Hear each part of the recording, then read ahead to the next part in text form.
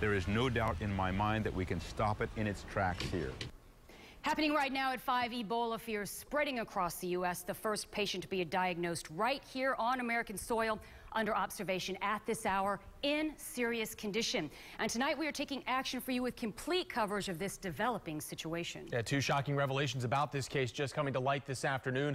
Officials now saying the male victim did tell someone at a Dallas hospital that he had traveled to Africa, but that information was not relayed to doctors, who ended up sending the patient home 4 days before he was officially diagnosed. At this very moment, the unidentified man is being treated in isolation.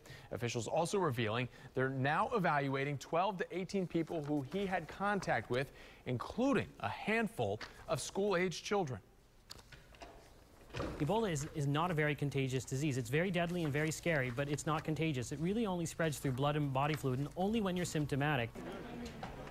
The CDC says it will not release the patient's flight information because he was not sick while traveling and therefore posed no risk to people on his flights. As for the 3 first responders who rushed the sick patient to the hospital, they were released from quarantine and sent home after testing negative for Ebola.